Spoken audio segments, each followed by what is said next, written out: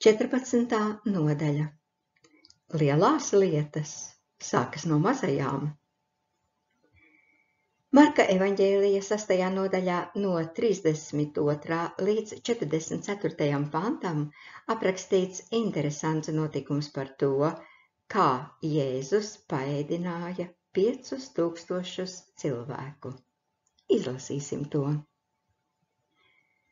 Un tie laivā aizbrauca savu rupu uz kādu tukšu vietu. Un daudzi redzēja tos aizbraucam, un viņus pazina, un saticēja kājām no visām pilsētām kopā, un nonāca tur viņiem pa priekšu.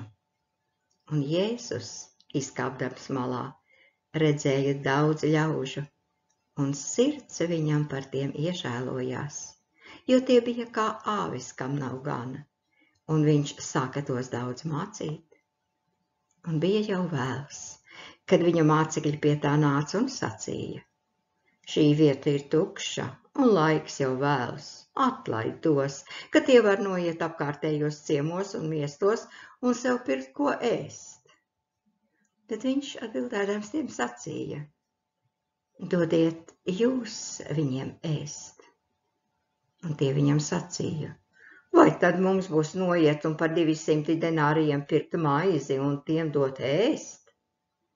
Bet viņš uz tiem saka: cik maizes jums ir?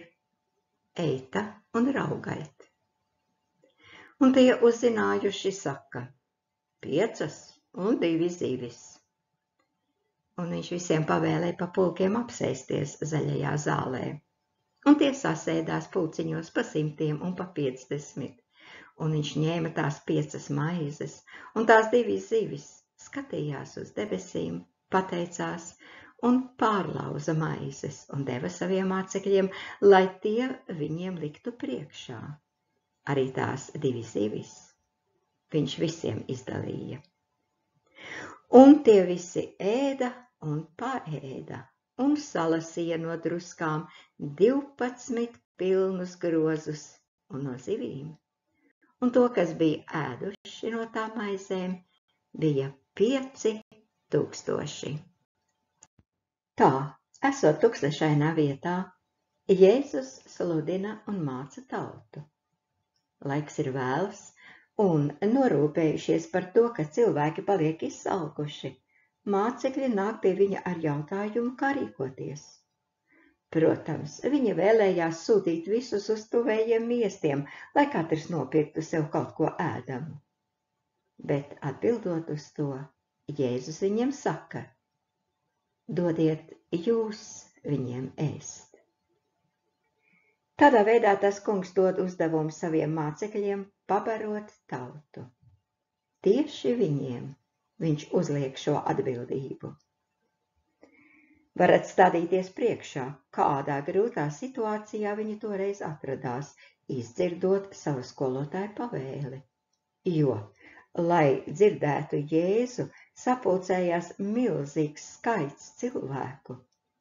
Kā vēsta raksti, tur bija ap 5000 vīru vien, neskaitot sievietes un bērnus. Un mācekļi aprēķinājuši, cik naudas vajadzētu, lai paēdinātu tik daudz cilvēku, saka Jēzum: kungs, mums nepietiks ar 200 denārijiem, lai katrs saņemtu kaut mazliet. Bet šis paziņojums nemaz nemulsināja viņu skolotāju, kurš teica, ka viņi nedrīkst atlaist cilvēkus, iekams nebūs tos pabarojuši.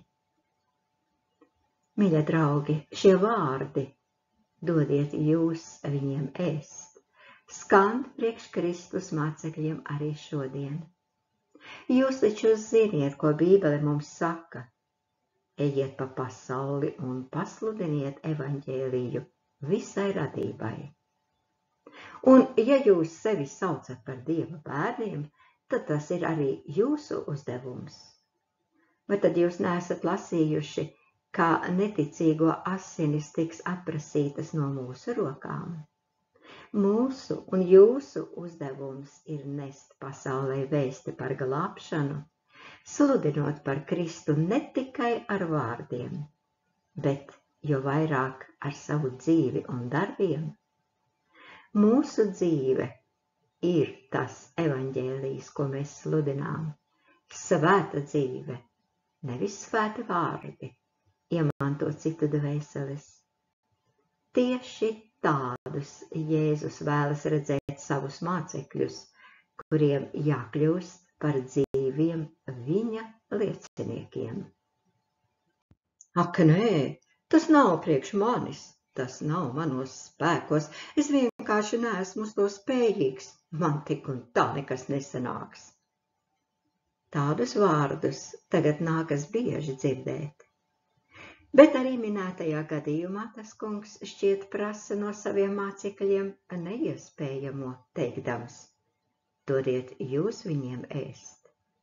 Tad, kad viņiem nekā nebija, pat gabala maizes nebija nevienam no viņiem šajā brīdī, nevienam. Tā viņi nokļuva bezizejas stāvoklī.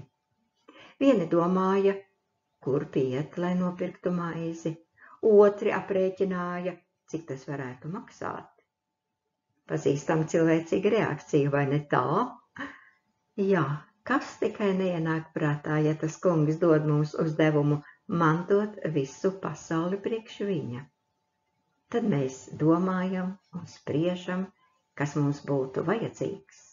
Un tad tiek piedāvāts lūgt par atmodu, par to, lai Dievs sāktu darboties un lai uguns nāktu no debesīm, satricinot visus sātana pamatus. Tā mēs lūdzam un lūdzam, prasot to kungu, lai viņš darītu varenus darbus, lai simti un tūkstoši nožēlotu grēkus, lai grēcīgā pasaule iepazītu savu pestītāju un tā tālāk. Bet paiet mēneši un gadi, mēs novecojam, galva kļūst sirma un ar vienu kāju varbūt jau stāvam kapā, bet atmodas tā arī nav bijis. Bez tam garīgās lietas kļūst arvien bēdīgākā un bēdīgākā stāvoklī. Mēs gavējam un lūdzam, lai Dievs ātrāk sāk darboties, pie tam mēs pat novājējam. Kas zina, varbūt būtu tikuši pat tālāk, ja uzņemtu ēdienu ar pateicību. Arī miesīgā veselība būtu stiprāka, bet tā visa veltīgi. Tas kungs neatbild uz mūsu lūgšanu. Jautāsiet, kāpēc? Šīs problēmas atrisinājums Kristus mācekļiem neslēpjas tajā apstāklī, ka būtu jāiet uz tuvākiem miestiem un jāpērk tur maizi. Tas kungs, turpinot, saka tiem: dodiet viņiem to, kas jums ir. Jā, bet minētajā gadījumā viņiem pat tiešām nekā nebija. Kāda varēja būt izēja? Un lūk, tieši tajā brīdī, kad viņi varbūt apjukumā skatījās viens uz otru, atnāk viens no mācekļiem, apostolis Andrejs. Un Jēzus saka, ka ļaužu starpā ir viens zēns, kuram ir 5 mazas miežu maizītes un 2 zivis. Jāņa 6:9. Iedomājieties, draugi, 5 mazas maizītes un 2 zivtiņas. Tas taču ir kaut kas pavisam niecīgs. Ar tādu daudzumu izsalkumu varētu rendēt tikai šis mazais puišelis. Iespējams, ka tas bija tik, cik māte sagatavojusi savam dēlam ceļā. Bet tieši ar šo mazumiņu mācekļi nāca pie Kristus. Tieši ar to, ko atnesa un iedeva viņiem šis mazais zēns. Šis bērns nebija Kristus māceklis, nebija arī teologs, kā īstie Kristus mācekļi. Ja runājot mūsdienu valodā, tos tā varētu nosaukt. Bet tajā brīdī, kad viņiem nekā nebija, šim zēnam kaut kas bija. Un lai gan tas, kas viņam piederēja, bija tik sīks, Jēzus lietoja tieši to, lai paēdinātu vairāk nekā 5000 cilvēku lielo pūli. Redziet, mīļie draugi, Ļoti bieži mēs izdarām lielu kļūdu, domājot, ka arī Dievs rīkojas tāpat kā mēs, cilvēki. Ja cilvēks kaut ko dara, tad vienmēr sāk ar lielām lietām, pie tam ar tik lielām, cik vien iespējams. Bet interesanti, ka šī lielā lieta ar laiku kļūst mazāka un mazāka, līdz izzūd pavisam. Tas kungs rīkojas gluži pretēji. Ja viņš grib kaut ko veikt, tad vienmēr sāka no mazuma, un tad tas mazais pieaug un vairojas, pārvēršoties par lielu. Šeit arī slēpjas atšķirības starp to, ko dara Dievs, un to, ko dara cilvēks. Es, protams, ticu, ka daudzu kristiešu sirdīs deg vēlēšanās, lai vēl daudzi nožēlotu grēkus un iepazītu to kungu. Es ticu arī, ka daudzi lūdz par garīgu atmodu un varenu Dieva gara darbību. Bet, ja man godīgi jāsaka, grūti ir stādīties priekšā, kā tas izskatītos šeit, pie mums, ja tas kungs uzreiz sāktu darboties varenā spēkā. Bet nepiepūlēsim savu iztēli, jo Dievs nekad nerīkojas tā, kā mēs to vēlamies un stādāmies priekšā. Viņš nesāk ar varenām lietām. Tā arī minētajā gadījumā viss sākās ar mazo zēnu, un es esmu ļoti pateicīgs Dievam par to, ka Kristus mācekļi, ieraugot šo zēnu, neatstūma viņu un neteica: ak, ko tu šeit taisies darīt un dot, jo tas, kas tev pieder, ir tik niecīgs, ka vienkārši ir beznozīmīgs. Viņi bija gatavi ņemt šo mazumiņu, tāpēc saņēma arī lielo. Mani draugi, ja mēs gribam kalpot Dievam un būt derīgi trauki viņa lietošanai, tad mums ir jāiemācās novērtēt viss nenozīmīgākais. Kurš nenovērtē mazumu, tas nav lielā cienīgs. Ja mēs gribam, lai tas kungs darbojas caur mums, tad mums ir nepieciešams būt uzticīgiem viņam arī vismazākajā lietā. Es par to runāju tāpēc, ka tieši šeit mēs, kristieši, izdarām lielu kļūdu un pazaudējam savu svētību. Mēs lūdzam un prasām tam kungam, lai viņš kādu lietu ņem savās rokās, sagaidot, ka viņš rīkosies tā, kā mēs to esam iedomājušies. Pie tam mēs arī aizmirstam Dieva vārdu, kas saka mums, ka viņa ceļi nav mūsu ceļi, bet viņa domas nav mūsu domas. Lūk, kāpēc tik svarīgi būt gudriem šajā jautājumā. Domāju, ka tagad jūs saprotat, kāpēc Dienvidāfrikā mēs visiem sakām to, ka katram kristietim ir jābūt dzīvam kristietim, no kura miesas plūst dzīvā ūdens straumes. Katrs bez izņēmuma tāds var būt, un arī jābūt tādam, neatkarīgi no tā, vai viņš ir pieaudzis vai vēl pavisam maziņš. Katram ir jāpienes tam kungam tas, kas viņam ir. Mēs varam tikai brīnīties par šī zēna rīcību, jo viņš taču toreiz varēja pateikt: nē, es nevaru atdot savu ēdienu, tas ir priekš manis, es negribu ciest badu. Bet nē, šis puišelis bija gatavs atdot citiem visu, kas viņam bija, un līdz ar to izsalkumu rendēja ne tikai viņš pats, bet arī vairāk kā 5000 cilvēku. Tā no mazumiņa nāca varens Dieva brīnums. Tagad pavērosim kunga Jēzus rīcību.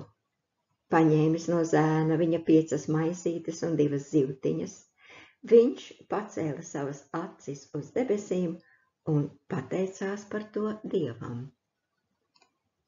Ak, cik daudz kristiešu grēko, ka vietā, lai pateiktos Dievam par to, kas viņiem pieder, viņi kurn un sūdzas teikdami: Ak, tas ir tik niecīgs un tik mazs. Mani draugi, tas ir liels grēks.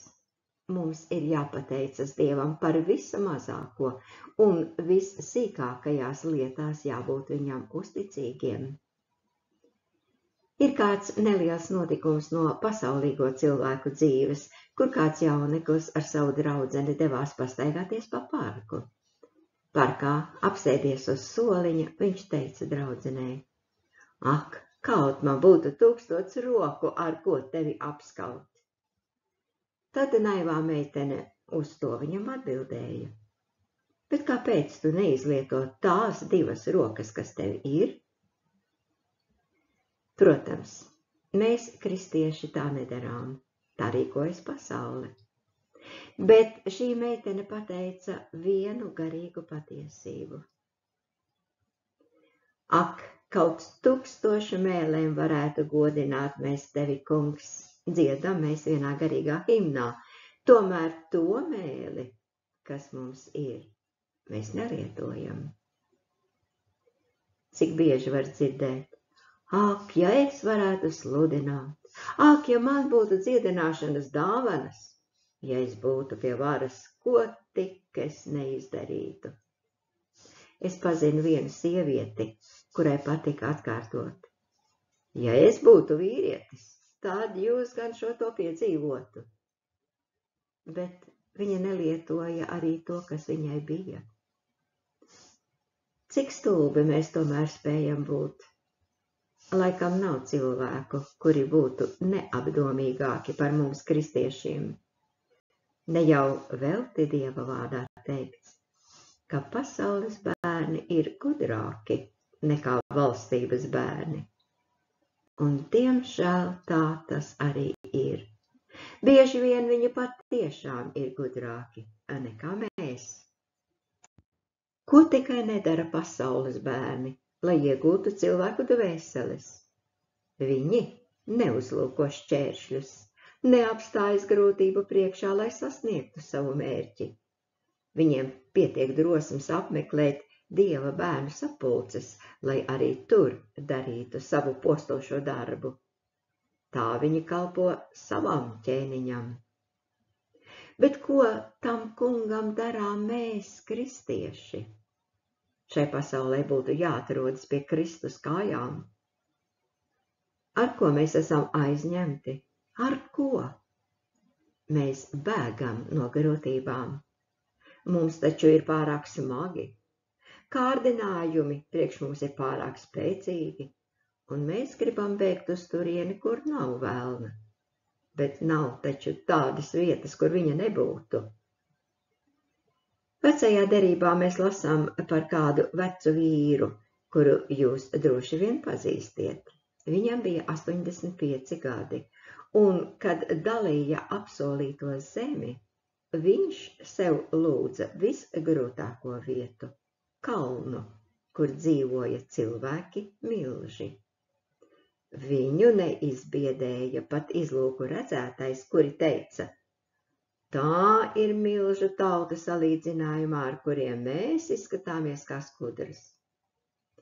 Bet šis 85 gadus vecais vīrs vēlējās nokļūt tieši tur, pārliecībā, ka pats kungs būs ar viņu un dāvinās viņam uzvaru. Jozuvas 14. nodaļa. Bet pavisam citādi tas ir ar mums. Mēs, kam jābūt garīgiem vīriem, patiesībā esam līdzīgi nespēcīgām sievietēm. Un tas kungs saka saviem mācekļiem: Dodiet jūs viņiem ēst. Bet viņiem nebija maizes. Tad meklējiet to savā starpā, turpina tas kungs. Vai tad tiešām jums nekā nav? Un lūk, mācekļi atrada šo zēnu ar to, kas viņam bija, un atnesa to Jēzum.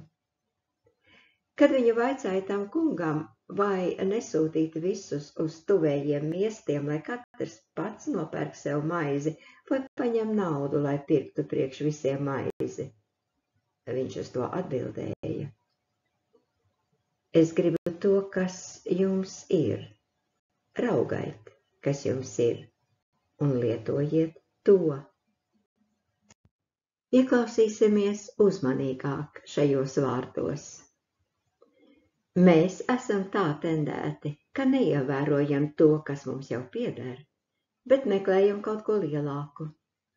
Dievs gan tā nedara. Ja reiz viņš mums kaut ko dod, tad viņš vēlas, lai tas tiktu lietots.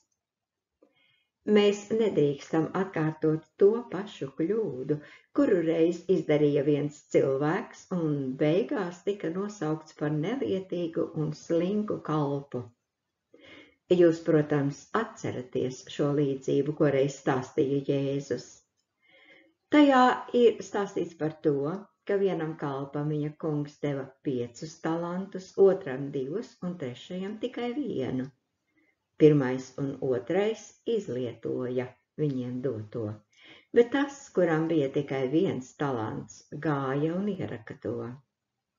Kad nama kungs atgriezās un uzzināja par to, tad notiesāja viņu un atņēma arī to vienīgo talantu, sacīdams: Jo ikvienam, kam ir, tiks dots, un tā būs pārpilnība, bet no tā, kam nav, atņems to, kas tam ir. Mateja 25:29. Redziet, mīļie draugi, cik bīstami ir noniecināt mazumu un nelietot to. Tas pats var notikt arī ar jums. Dievs var atņemt arī to mazumiņu, kas jums ir. Tāpēc lietojiet to un esiet par to pateicīgi. Nemeklējiet vairāk, bet lūdziet to kungu pēc žēlastības, lai jūs tiktu atrasti uzticami tajā mazumiņā, kas jums ir dots. Pirms atmodas sākuma, kad Dievs sāka strādāt pie manis, viņš sāka tieši no tā, kas manās acīs bija viss nenozīmīgākais. Līdz tam es organizēju varenas sapulces, censdamies darīt visu, lai tās apmeklētu pēc iespējas vairāk cilvēku.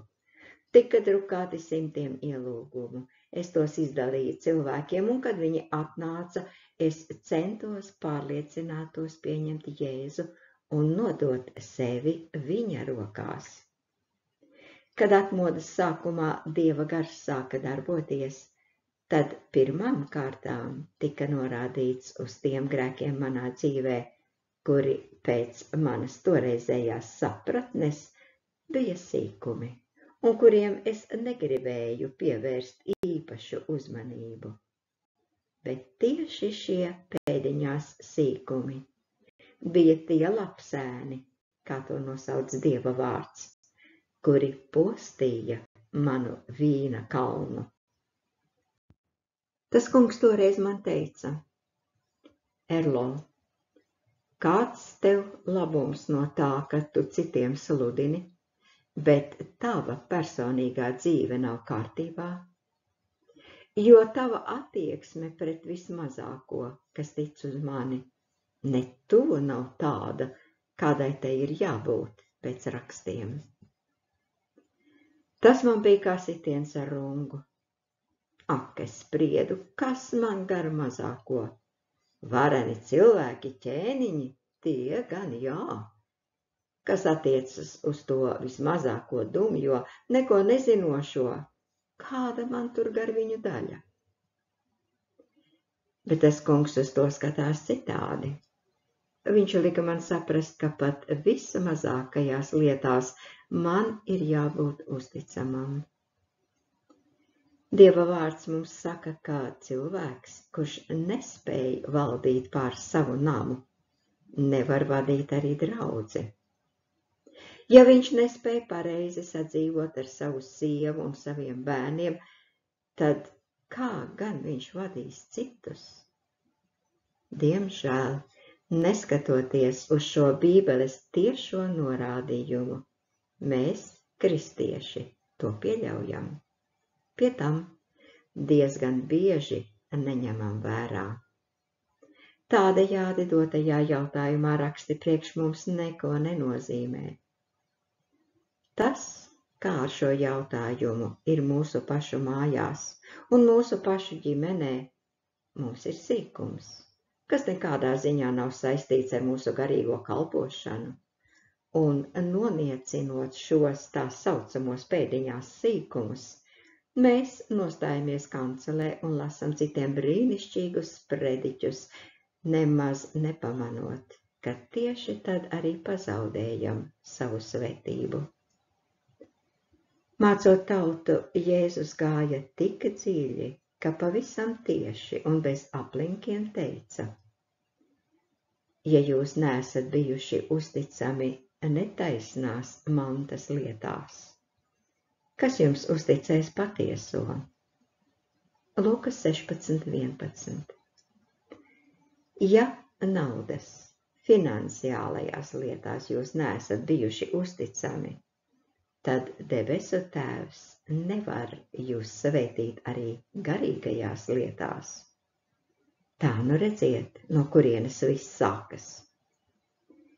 Tas pats attiecas arī uz mūsu ikdienas darbu.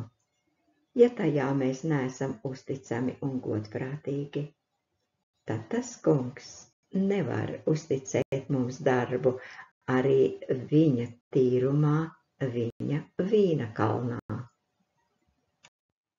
Iespējams, kā kāds teiks: ak, kas gan tur kopīgs ar garīgajām lietām un manu kalpošanu baznīcā? Es taču tīri labi tieku galā ar to, kas man uzticēts. Es varu labi sludināt, dziedāt un liecināt cilvēkiem par Dievu un būt pilnīgi nešaubīgs par to, ka esmu pilnīgi atpestīts. Vai tiešām varētu būt kāda nozīme tam, ka es savā darbā kādos jautājumos esmu mazliet neusticams? Nu, un kas tur liels, ja arī naudas jautājumos kaut kas nav īsta kārtībā? Tad nu gan. Vai tad tas Dievam ir tas svarīgākais? Mīļie draugi, mēs Dieva vārdu varam saprast un tulkot, kā vēlamies. Tikai ziniet, ka uz to Dievs debesīs saka tā: tu biji neusticams, un tādēļ es nevaru tevi svētīt. Ja tu, sieva, dzīvojot ar savu vīru, rīkojies ne tā, kā to tev māca Bībele, tad arī tu esi neusticīga vīram un Dievam. Paņem rokās Dieva vārdu un izlasi uzmanīgāk, ko Dievs saka sievai par to, kādai jābūt viņas attieksmei pret vīru. Nevajag sevi attaisnot, ka tie laiki sen jau ir pagājuši un mēs dzīvojam 20. gadsimtā. Tu taču zini, ka Bībele ir uzrakstīta vienu reizi un uz visiem laikiem, ka tās vārdi ir patiesi arī šodien. Pārbaudi pati sevi un atbildi Dieva priekšā, vai tu esi tāda sieva, kādai ir jābūt pēc rakstiem? Vai tava rīcība un uzvedība tavā namā atbilst tam, ko tu esi izlasījusi? Ja nē, tad nav nekādas jēgas lūgt par Dieva darbu, jo tu pati esi šķērslis svētajam garam. Un tu, vīrs, vēlreiz un vēlreiz pārbaudi savu attieksmi pret savu sievu. Vai tu viņu mīli tā, kā to māca Bībele? Vai tu viņu mīli kā savu miesu? Vai tu cieni viņu tā kā Dieva žēlastības līdzmantinieci? Vai ņem vērā to, ka miesīgi viņa ir vājāka, tādēļ viņai nepieciešama tava palīdzība? Vai tu dzīvo tā, ka paklausība tev dara viņai prieku? Vai esi pret viņu pacietīgs, kā Kristus pret savu draudzi? Vai tu esi skarbs, rupšs un prasīgs?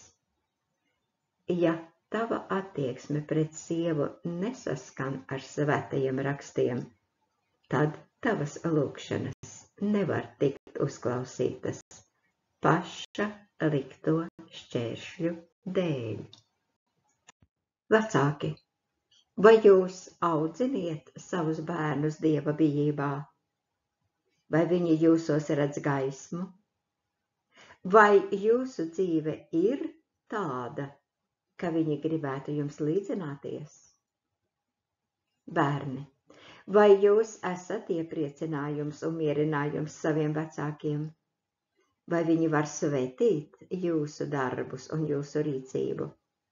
Vai jūsu paklausība var viņiem kalpot kā piemērs, kādai ir jābūt arī viņu paklausībai Dievam? Nesaki, draugs, ka tu nevari būt tāds, kādam jābūt pēc Dieva vārda, jo tavs vīrs vai tava sieva, tavi bērni vai vecāki dzīvo necienīgi. Tas kungs jautā tev šodien personīgi, vai tu atrodies vajadzīgajā vietā? Viņš grib sākt darbu tieši ar tevi un caur tavu izmainīto dzīvi uzrunāt citu dvēseles. Mīļa draugi, droši vien daudzi no mums vēlētos piedzīvot īpašu svētību un kopību ar to kungu, bet sakiet, kā jūs to stādaties priekšā? Runājot par to, atcerēsimies vienu piemēru, kas mums ir dots rakstos. Kad pravietis Ēlija atradās alā, Dievs uzrunādams viņu teica: izej ārā un nostājies tā kunga priekšā kalnā. Kad nu Ēlija to izdarīja, tad tas kungs atklājās viņam. Bet kā? Kādā veidā? Vispirms nāca spēks lielas vētras veidā, tā kā kalni trīcēja un klintis drupa. Varena parādība, vai ne tā? Ja šodien kaut kas tāds notiktu, tad dažu stundu laikā visa pasaule par to uzzinātu, un visai iespējams, ka kristieši bez šaubīšanās teiktu, ka šī ir Dieva spēka parādīšanās. Kā tad? Kalni sakustas un sabrūka, viss nolemts pišļiem un pelniem. Tikai svētie raksti mums par to saka kaut ko pavisam citu, ka šajā varenajā vētrā tas kungs nebija klātesošs. Pēc tam notika stipra zemestrīce, bet arī tur nebija tā kunga. Pēc zemestrīces no debesīm nokrita uguns, bet arī tajā nebija Dievs. Tā bija sveša uguns. Kaut arī tā dega un liesmoja, Dievs tomēr tajā nebija. Tikai tad, kad tas viss beidzās, varēja just lēnu vēja plūsmu, un pravietis aizsedza savu seju. 1. ķēniņa 19. nodaļa. Mīļie draugi, vai esam sapratuši šo lekciju? Mēs sagaidām varenus darbus, gaidām un meklējam kaut ko lielu, pat nepamanot lēno vēdījumu, kurā atklājas sevi visuma valdnieks. Cik bieži savā sirdī mēs esam nepaklausīgi Dieva garam, ak, cik nepaklausīgi! Cik bieži steidzamies citiem stāstīt par svēto garu, kad mūsos pašos nav redzami svētā gara augļi.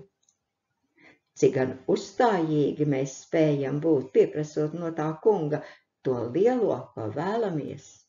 Līdzīgi pazudušajam dēlam, kurš reiz teica: Tēvs, dod tava īpašuma daļu, kas pienākas man. Man uz to ir tiesības, un to tagad gribu saņemt. Nu, dod taču man, dod! Tēvs nestrīdējās ar viņu un deva prasīto, bet kas pēc tam notika? Vai ne tā mēdz būt ar mums? Mēs uzstājīgi kaut ko prasām savam debesu tēvam, bet, kad saņemam, tad bieži vien nezinām, ko ar to iesākt. Paiet gadi, mēs zaudējam, paliekam tukši un nabagi. Un var pat gadīties, ka mēs, kas daudz esam saņēmuši, atrodamies pie siles ar cūku ēdienu. Jā, daudz kas ar mums var atgadīties, ja mēs nerūpējamies par savas sirds un dzīves tīrību. Tādā nešķīstības stāvoklī esot, cilvēks var saņemt atbildi arī no elles, tā kā velns aiztegs savu svešo uguni uz viņa mēles un viņa sirdī, uguni, kurā nebūs Dieva. Mani mīļie, kā tas izskatās pie jums? Ja mēs vēlamies atmodu, ja vēlamies piedzīvot ko lielu, tad apbruņosimies ar domu, ka tas sākas ar mazumu. Ja tu esi vīrs un tēvs, tad tev ir jāsakārto attiecības ar sievu un bērniem, jākļūst par patiesi labu vīru un tēvu. Ja tu strādā, tad parādi tur savu uzticamību un parādi sevi kā īstu kristieti. Aizvērsim savu muti, jo mēs pārāk daudz esam runājuši, caur ko esam sastrādājuši daudz nepatikšanu. Ir pienācis laiks, lai nevis vārdi, bet mūsu dzīve kļūtu par liecību un sludināšanu citiem. Kā jau es teicu, pie mums Āfrikā par dabisku parādību un visvieglāko kļuvis veids, kad neticīgs vīrs tiek uzvarēts un mantots tam kungam caur savu sievu, kas kļuvusi ticīga. Neticīgi vecāki caur saviem grēkus nožēlojušajiem bērniem, kaimiņi caur saviem ticīgajiem kaimiņiem. Pie tām kristieši daudzi nerunā, kā tas bija arī šajā gadījumā. Kāda melnādaina jaunekļa tēvs saviem bērniem teica: ja kāds no jums kļūs par kristieti, tad es pats ar savām rokām ietriekšu šķēpu viņa sirdī. Bet, ja zulusu vīrietis kaut ko ir teicis, tad variet būt droši, ka viņš to arī izpildīs, lai arī cik briesmīgs būtu šis solis. Un lūk, notika tā, ka viens no viņa dēliem nožēloja grēkus un kļuva ticīgs. Viņš, protams, tūlīt negāja pie sava tēva, lai viņam to pasludinātu. Nē, viņš rīkojās citādi. Atnācis pie tēva, viņš tam teica: Tēvs, es esmu grēkojis pret tevi. Es biju tev nepaklausīgs. Tu esi mans tēvs, un man kā dēlam ir jāciena tevi un jādzīvo paklausībā. Viņa tēvs bija, ja tā var teikt, dēmonu un ļauno garu priesteris. Viņa uzdevums bija dziedāt un godināt savās dziesmās visus nešķīstos garus, pie tam to darīt visas cilts vārdā. Un lūk, kad paša dēls grēku nožēlā atnāca pie viņa, lūdzot piedošanu par visu, kas bija nepatiess dēla attieksmē pret tēvu. Viņš bija tik satriekts, ka lielā priekā sāka pateikties mirušo gariem, ka tie pārvērtuši viņa dēlu. Tajā laikā viņam pat prātā neienāca, kāds gars patiesībā ir izdarījis šo brīnišķīgo pārmaiņu. Šī jaunekļa izmainīšanās kalpoja par tādu gaismu visai ģimenei, ka arī visi pārējie bērni nožēloja grēkus, un drīz pēc viņiem sāka ticēt arī viņu tēvs. Agrāk viņa nams bija pilns ar visādiem buršanas piederumiem, kas bija viņa dzīves jēga un mērķis. Izmantojot spiritismu un burvestības, viņš varēja pareģot cilvēkiem nākotni. Kad viņš nožēloja grēkus, visas šīs nešķīstās lietas viņš atnesa uz misijas staciju, kuru visu acu priekšā tās tika sadedzinātas. Rezultātā viņš pats un visi viņa bērni kļuva par evaņģēlija sludinātājiem. Viņi bija pirmie kristieši savā ciltī, kur valdīja tumsība. Bet viņu dzīve, kura patiešām bija gaisma, pārliecināja bez vārdiem, uzvarot un mantojot tam kungam citas dvēseles. Lasot Bībeli, mēs bieži sastopam tur aprakstītos gadījumus, kad Jēzus izdziedinātajiem saka: nesaki nevienam, ko tas kungs tev ir darījis. Redzam, kas notika tajos gadījumos, kad viņi tomēr nepaklausīja, bet gāja un izstāstīja to citiem. Bieži vien viņi nevis palīdzēja, bet kļuva Kristum par traucēkļiem, jo pēc tam daudzos ciemos viņš vairs nevarēja ieiet.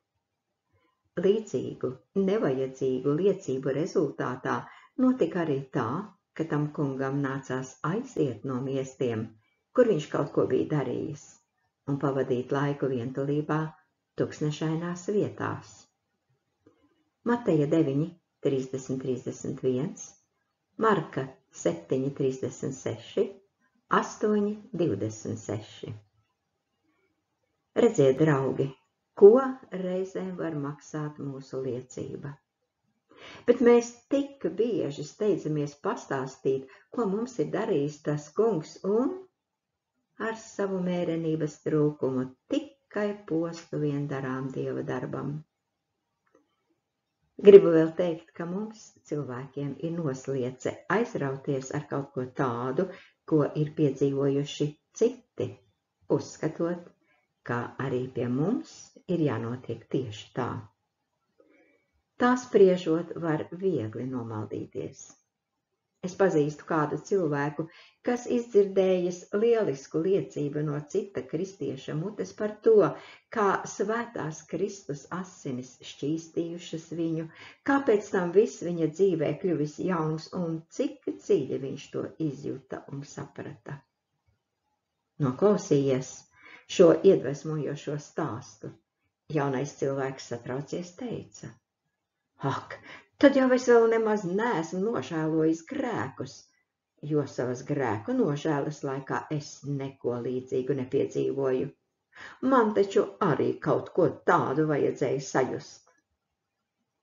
Redziet, mēs bieži vien esam kā nesaprātīgi auni. Tas kungs darbojas tā, kā viņš grib. Pie viena tā, pie otra citādi. Bet ir kaut kas, kur izņēmuma nav, proti, ka viņš vienmēr sāk ar mazumu, tā sagatavojot mūs tam, kas var vēl sekot. Mums mēdz būt tā, ka šodien mēs nožēlojam grēkus, bet jau rīta gaidām no tā kunga kaut ko lielu. Ko jūs teiktu par jauno cilvēku, kurš iestājies darbā bankā, jau tūlīt pirmajā nedēļā gribētu būt par tās direktoru? Jūs viņu uzskatītu par traku un ieteiktu griezties pie psihiatra. Padomā tikai, vai tad var šis jauneklis, kas tikko iekārtojies darbā, kļūt par bankas vadītāju? Ir muļķīgi tā spriest. Tas vienkārši nav iespējams. Viņam savs darbs ir jāsāk pakāpeniski. Sakiet, vai tā nemēdz būt arī ar mums, kristiešiem? Mēs vienmēr gribam sākt noteikti no augšas. Nezinu kāpēc, bet diemžēl tas tā ir. Pie tam mēs aizmirstam, ka ir tikai viens gadījums, kad sāk no augšas. Un ziniet, kad tas ir? Tad, kad pats sev roc kapu. Tad patiešām tu sāc no augšas. Un, diemžēl, cik bieži tā gadās garīgajā dzīvē ar mums kristiešiem. Mani draugi, sākums neatrodas augšām. Tas sākas lejā, no zābaku tīrīšanas, no grīdu un trauku mazgāšanas. Tur viss sākas. Tur mums ir jāparāda sava uzticamība. Neaizmirstiet, ka šajā laikā debesu Tēvs uzmanīgi vēro mūs, un ja mēs mazās lietās nebūsim uzticami, tad arī lielas lietas viņš mums neuzticēs, jo zina, ka arī lielās lietās mēs būsim tikpat neuzticami. Jūs lūdzat pēc svētības par to, lai cilvēki nožēlotu grēkus un atgrieztos pie Dieva, vai ne tā? Bet ja tas kungs tiešām dāvinās jums atmodu, ko jūs ar to iesāksiet? Sakiet, vai jūs jau esat par to domājuši? Vai stādāties priekšā, kas ar jums pašiem var notikt, ja sāksies atmoda? Pastāstīšu jums kādu notikumu par kādu Dieva svētītu vīru, kurš kopā ar savu sievu ilgus gadus lūdza par to, lai Dievs sūtītu atmodu viņa dzīves vietām. Kungs, viņa lūdza, dāvā atmodu, uzvari cilvēku sirdis un atved tās šurp, sūti dvēselēm slāpes dzirdēt tavu svēto vārdu. Bet, neskatoties uz viņu lūgšanām, viss bija ciets kā akmens. Tas nebija viegli, bet viņi turpināja lūgt to kungu, ticot, ka viņš tomēr kaut kad viņiem atbildēs. Beidzot pienāca tā diena, kad Dievs sāka pie viņiem savu darbu. Pie tam viņš sāka darboties tā, kā viņš to vienmēr sāk, nevis ar neticīgajiem, par kuriem viņi tik ilgi lūdza, bet ar viņiem pašiem.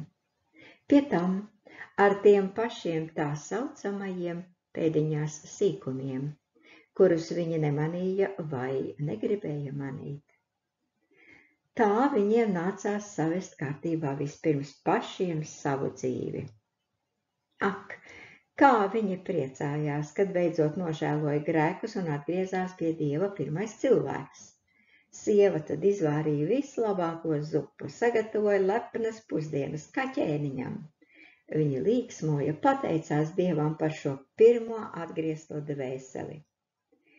Pēc tam nāca otrais cilvēks, pēc viņa trešais, pēc tam vairāk un vairāk. Tā turpinājās 3 mēnešus.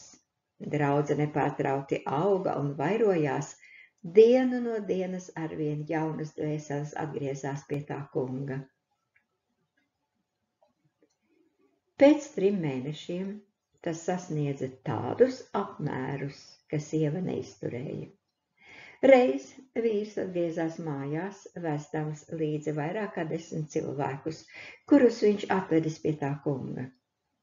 Šajā mirklī sieva pienāca pie loga un caur tilla aizskari ieraudzīja, kā vīrs ved visus šos cilvēkus uz viņu māju. Ak, sirdēstos viņa nodomāja, kāpēc viņš tagad ved uzreiz tik lielu skaitu? Nē, es vairāk tā nevaru. Es vienkārši esmu nogurusi, nepārtraukti visus viņus uzņemot. Es esmu piekususi, nepārtraukti gatavojot, barojot un nokopjot. Priekš manis tā ir pārāk liela slodze. Un, kad vīrs ienāca mājās, viņa, nespēdama vairs pār sevi valdīt dusmās čukstus, noteica: tas ir pārāk daudz priekš manis. Saproti taču beidzot, ka es esmu nogurusi.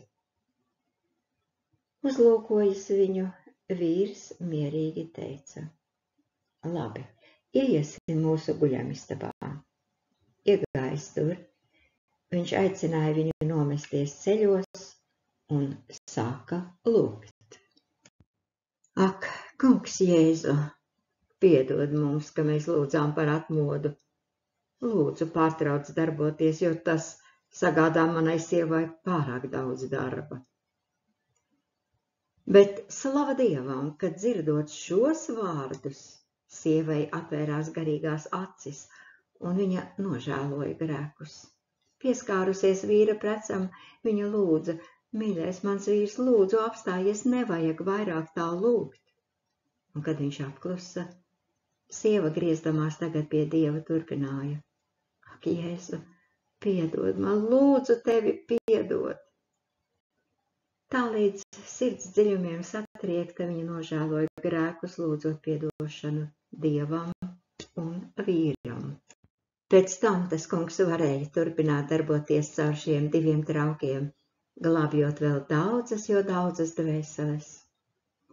Vēlāk man nācās pabūt pie viņiem ciemos un personīgi pārliecināties par to, cik klusa un laipna, gluži kā eņģelis ir šī sieviete, pacietīgi un pazemīgi pildot viņai uzticēto kalpošanu. Mīļie draugi, ļoti bieži tas kungs neuzklausa mūsu lūgšanu par atmodu tādēļ, ka jau no paša sākuma zina, ka tas nav nekas cits kā svētbijīgu vārdu spēle. Viņš zina, ka mēs neesam spējīgi iziet tam cauri, ka pārāk ātri tas mums būs par grūtu un mēs sāksim stenēt. Ja mēs lūdzam par atmodu, lai tas kungs sāktu darboties, tad nevajag aizmirst, ka tas mums kaut ko maksās. Jā, tas patiešām kaut ko maksās. Brauciet pie mums uz Kvasi Zabantu, atnāciet pie manis uz mājām, un jūs redzēsiet, vai es bieži guļu savā guļamistabā. Paskatieties, kāda izskatās mūsu ģimenes dzīve. Cik daudz laika man ir priekš savas sievas? Pieiet un pajautājiet, cik stundas viņai ir iespēja būt ar mani kopā. Jūs varat atnākt arī pie maniem bērniem un pajautāt viņiem, kas viņiem tiek no sava tēva. Protams, es arī varētu tāpat kā jūs būt mājās ar manu sievu un manu ģimeni. Tikai es ne par ko negribētu mainīt savu dzīvi pret jūsējo nekādā gadījumā. Tad jau labāk nomirt. Un to neviens man neuzdrošināsies nolaupīt. Ja nu jūs reiz par kaut ko lūdzat un prasāt, tad rēķinieties jau no paša sākuma. Ko tas jums maksās? Vai jūs spēsiet ar to iet cauri visai savai dzīvei? Pie tam nevajag aizmirst, ka tas kungs vēro jūsu dzīvi pārbaudot, vai jūs esat bijuši viņam uzticami visās lietās.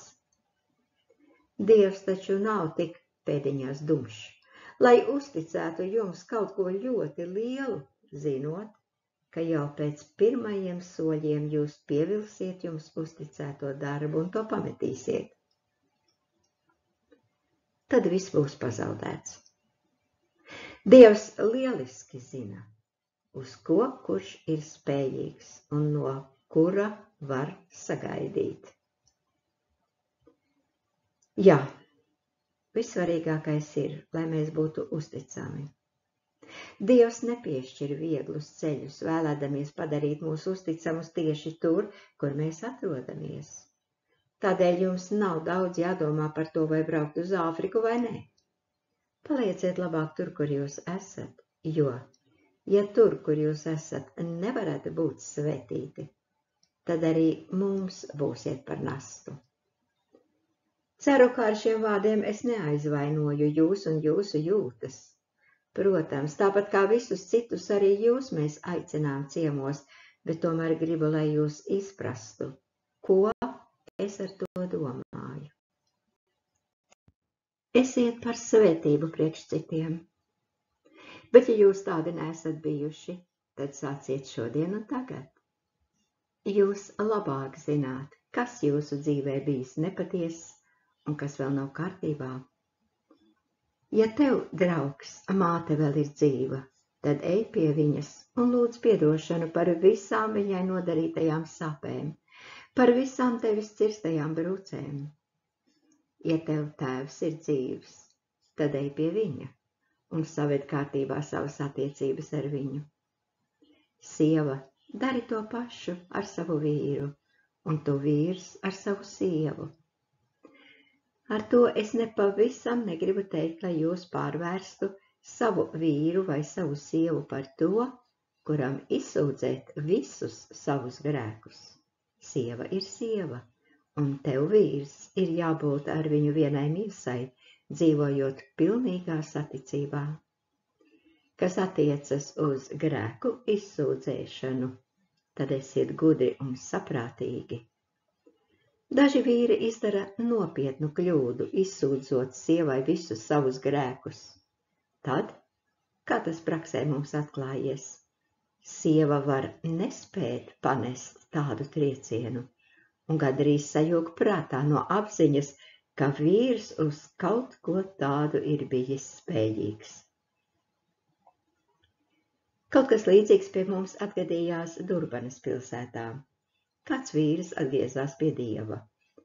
Viņš tik dziļi izjuta savu grēcīgumu, kas ir dabisks svētā gara darbības rezultāts, ka uzreiz gāja pie savas sievas un grēksūdzē atklāja viņai savu sirdi. Lūdzu, piedod man, sieva, viņš viņai teica. Es esmu grēkojis ar to un ar citu sievieti arī. Viņa sieva to nekādā gadījumā nebija gaidījusi no sava vīra un bija pilnīgi satriekta. Bet caur to viņa atzina arī savus grēkus un nolēma, ja vīrs viņai ir izsūdzējis savus grēkus, tad arī viņa darīs to pašu. Mīļais vīrs, viņa tam teica, arī es gribu tev atklāt savu neusticību. Reiz es grēkoju ar vienu vīrieti. Un kad viņa to visu atklāja, viņš tā pārskaitās, ka naidā iesaucās. Nē, es nekad tev to nepiedošu. Nesaprastāms, ko iesākt tālāk, viņš atnāca pie mums. Uzklausījis, es viņam teicu, padomā pats. Tu gaidi no viņas piedošanu, bet pats negribi viņai piedot. Tad atnāca arī sieva, meklēdama palīdzību un padomu. Es viņai toreiz teicu, ka nevajadzēja to visu teikt vīram. Bet kā tad tā, nesaprata viņa. Viņš taču man visu atklāja. Es padomāju, ja viņš visu ir atklājis, tad arī man ir jābūt tikpat patiesai. Tāpēc arī es izstāstīju par saviem grēkiem. Nē, to nevajadzēja darīt. Es vēlreiz atkārtoju. Jums vajadzēja iet pie Dieva kalpa vai sludinātāja, kurš spētu uzklausīt jūsu grēksūdzi un kas kopā ar jums lūgšanā to varētu nest Dieva priekšā. Ar šo piemēru es gribētu jūs, draugi, pasargāt no tādām pašām muļķīgām kļūdām. Tādas pēdiņās grēksūdzes biežāk nes postu nekā labumu. Ja šīs sievietes vīrs būtu garīgi pietiekami stiprs, lai to panestu, tad viņam varētu atklāt savu sirdi. Bet viņš, kā redziet, nebija pietiekami stiprs. To pašu var teikt arī par sievu. Arī viņa nebija spējīga panest to, ko viņai izstāstīja vīrs. Protams, ir gadījumi, kad sievai vai vīram ir garīgais spēks no tā kunga, tā, ka viņi var to nest. Bet minētajā gadījumā abi dzīves draugi nebija uz to spējīgi. Kungs Jēzus zina pilnīgi precīzi, cik var nest cilvēks. Tāpēc nevelti viņš reiz teica saviem mācekļiem, vēl daudz, kas man jums sakāms, bet jūs to tagad nespējat nest. Jāņa 16:12. Tā ka tas kungs neuzkrauj uz mūsu garīgajiem pleciem vairāk, kā mēs spējam nest. Pacentieties atcerēties šo piemēru un būt saprātīgi. Esiet savām sievām labi vīri saskaņā ar Dieva vārdu, bet visam jābūt savās vietās.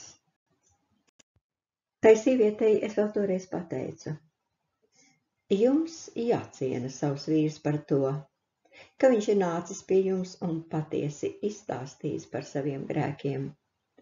Līdz savas dzīves beigām jums viņš ir jāciena par to, jo vīrietim šāds solis ir ļoti grūts. To nevar izdarīt vieglprātīgi. Jā, patiesībā Eiropā uz šīm lietām skatās citādi. jo tas vairs nav retums, kad vīrieši un sievietes pastāvīgi maina savus partnerus. Vīrs sūta savu sievu pie citiem vīriešiem, bet sieva atļauj vīram iet pie svešām sievietēm. Viņi uzskata, ka ir pārāk garlaicīgi, ja ir visu laiku viens un tas pats partneris, un ir pārliecināti, ka tā viņi savu dzīvi padara interesantāku un daudzveidīgāku. Ko lai saka? Neiespējamas un šausmīgas lietas notiek šodien pasaulē. Nezinu, vai cilvēces vēsturē jau ir bijis kaut kas līdzīgs, ja nu vienīgi Sodomas un Gomoras laikā.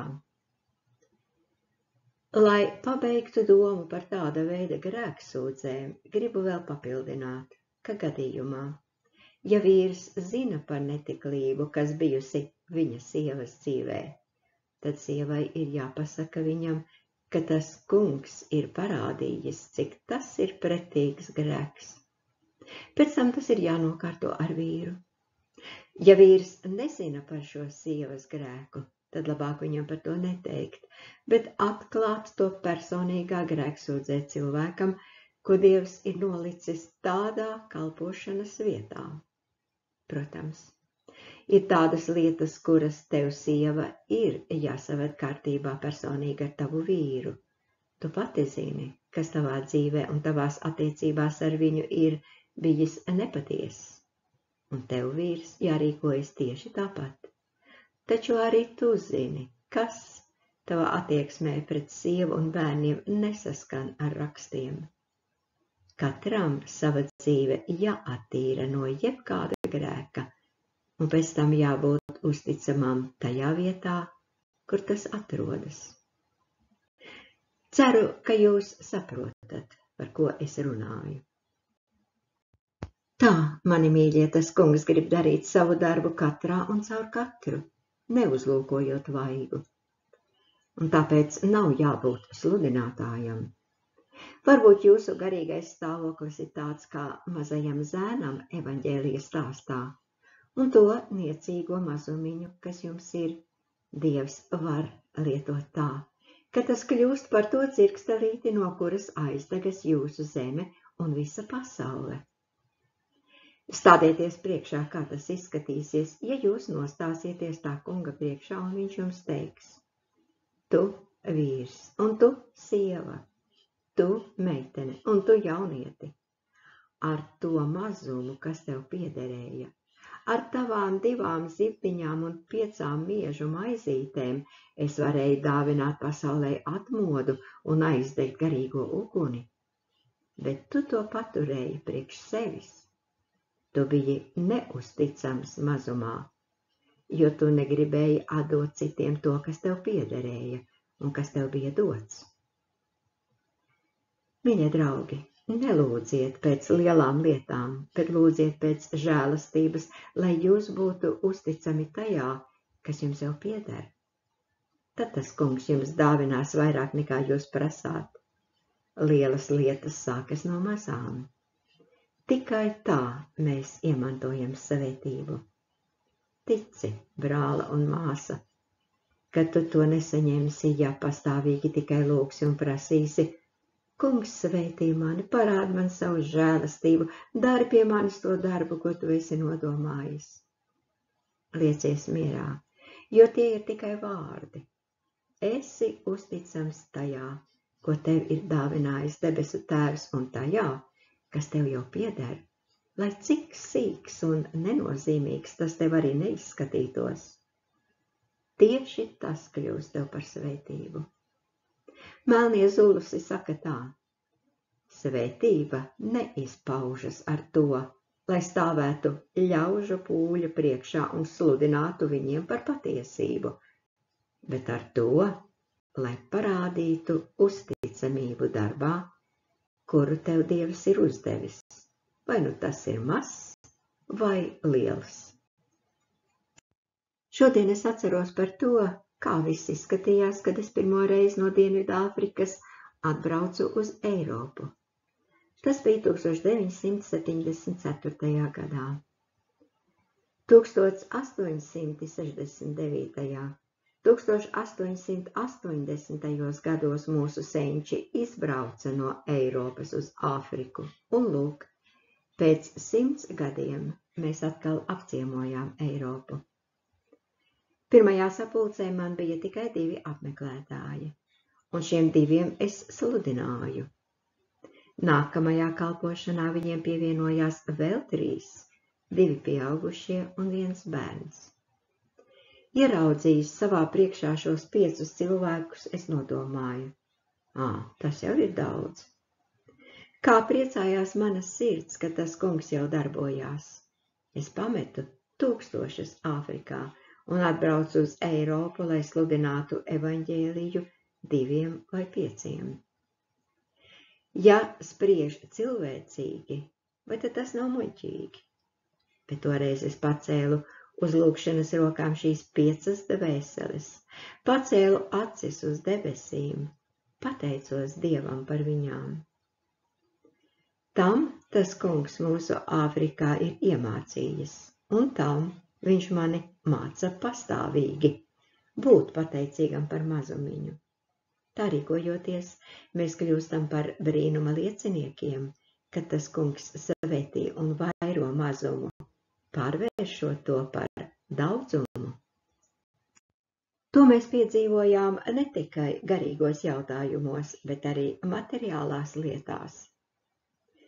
Reiz pie mums uz misijas staciju atnāca 3000 cilvēku, bet pārtikas bija ļoti maz, tikai daži katli. Tad melnās sievietes sastājās ap šiem katliem, lūdzot pateicības lūgšanu. Ak, kungs, viņas teica, mēs pateicamies tev par šo ēdienu, ko tu mums esi devis. Pateicamies, ka varam no tā smelt. Debesu Tēvs, svētī to, kas mums ir. Pēc tam viņas sāka smelt un dalīt cilvēkiem ēdienu, un bija tāda sajūta, ka ēdiens nesamazinājās. Tā tika paēdināti visi 3000 cilvēku, un no atlikušā pietika vēl arī nākamai dienai. Redziet, viņas pateicās Dievam par to, kas tām bija. Un mēs gribam arī uz priekšu iet pa šo Dieva ceļu. Šis ceļš, draugi, ir tas labākais. Šis spēka ceļš arī sākas pie Jēzus kājām. Šajā ceļā jāparāda uzticamība, ne tikai mazākajās lietās, bet arī vissīkākajās. Bieži atmodas laikā Dievs dara brīnumus, kuri arī vēl šodien nav pasaulē pazīstami. Ir daudzas lietas, par kurām mēs pat nestāstām. Reizēm cilvēki mums saka, kā jūs varat par to klusēt? Ar tādu brīnumu var satricināt visu pasauli. Pastāstiet taču to visiem. Bet melnie kristieši spriež citādi. Viņi saka, nē, mēs to nedarīsim, jo tas nav mūsu mērķis. Tagad, kad tas viss ir noticis, mēs iesim un būsim kādu laiku lūgšanā. Mēs atgriezīsimies pie tā kunga, lai pateiktos viņam par to, ko viņš ir izdarījis. Tam kungam ir jābūt svarīgākam un nozīmīgākam nekā notikušais brīnums vai uzvara pār pasauli. Viņam priekš mums ir jābūt pašam galvenajam, vienīgajam, tāpēc cieša vienotība ar viņu ir vērtīgāka par visu pasaulē, vērtīgāka pat par evaņģēlija sludināšanu. Arī apostolim Pāvilam vienotība ar viņu bija svarīgāka nekā viņa paša kalpošana sludinot, citādi viņš būtu noskumis, atrodoties sasaistīts cietumā. Bet viņš varēja dziedāt, slavēt to kungu tā, ka zeme nodrebēja, un cietuma dzels vārti atdarījās. Jēzus klātbūtne priekš viņa bija vērtīgāka nekā viss pārējais. Lūk, kāpēc arī mēs gribam rīkoties tieši tāpat? Tad mēs varēsim iet no uzvaras uz uzvaru, un tad mūsos Kungs Jēzus tiks daudzināts. Viņa vārds atspīdēs, un viņa griba piepildīsies šeit, mūsu vidū, kā virs zemes, tā arī debesīs.